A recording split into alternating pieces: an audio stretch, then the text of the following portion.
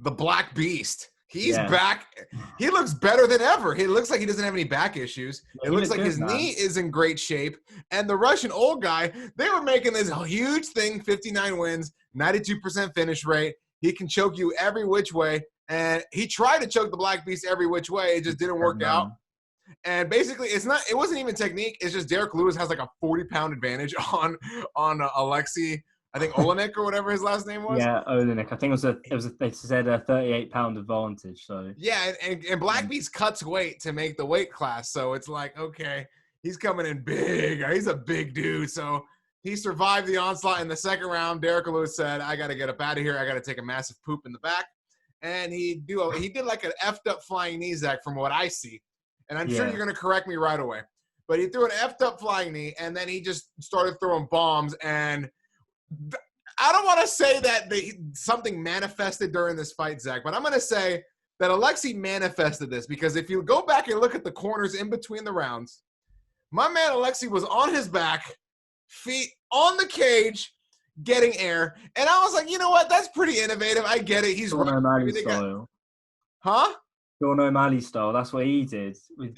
So he's doing it again there. I think Sean O'Malley broke his leg or something, or his shin. That's what he had to do. This guy said after the first round, I'm laying down, feet up, I'm getting my wind. And he kind of manifested it, because 45 seconds later, Derrick Lewis put him in the exact same position. So it is what it is. Derrick Lewis wins. He needed that to get back on the level. He's won 3 in a row. What's next for the Black Beast, Zach? I don't know, because if I look at this next week, Zach, I'm thinking there'll be a double retirement. We'll talk about that more next week.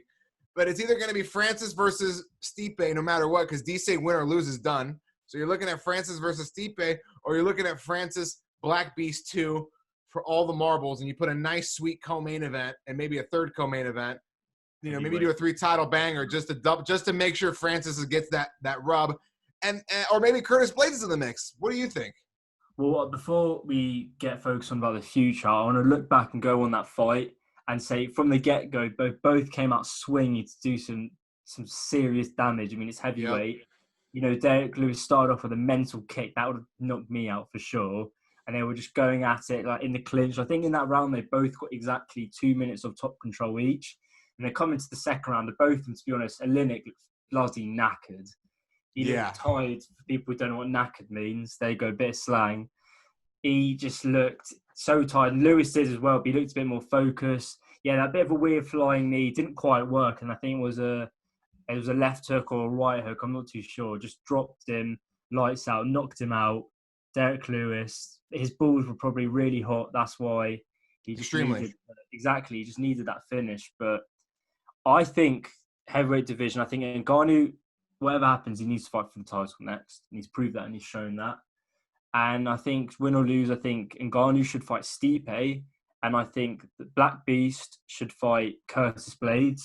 And then the winners fight each other. I think that'd be pretty good, close enough. I think those 4 guys in the heavyweight division, like just taking DC out because he's retiring, it's those four guys in the heavyweight division at the moment, the most prominent guys. So I think they've all got to fight each other, do like a kind of like a 2 semi-finals and a final sort of thing. Right. And I think that's what to make of it. But it was way more exciting, that fight, than I thought it was going to be.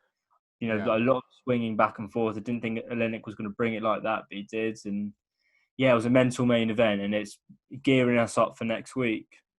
Yeah, I was surprised how good Lewis was on the ground. I thought once he went down, this was going to be a quick first round, right? I thought this guy was going to scarf hold him to death or Kimura, Americana. Lewis was just like, whatever, give it a shot for the last 10 seconds. Yeah, but just power through. I mean, he's probably learned a lot from that DC loss, you know, on the ground. Maybe he needs to work on his groundwork. Before that, his cardio wasn't great.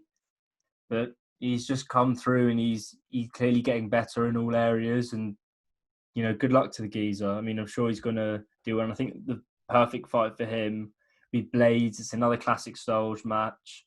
Striker versus wrestler, and then you've got Ngannou versus Stipe. But again, like, if Stipe wins, is he going to want to fight again? Is he going to want to fight Ngannou, who's hungry? He's already 38. You know, it's like he's already beaten the guy. Like, what does he got to prove? In his interviews with clean-shaved sunglasses, looking like a proper fireman, looking like a retired dad. Yeah. So we'll see what happens with him.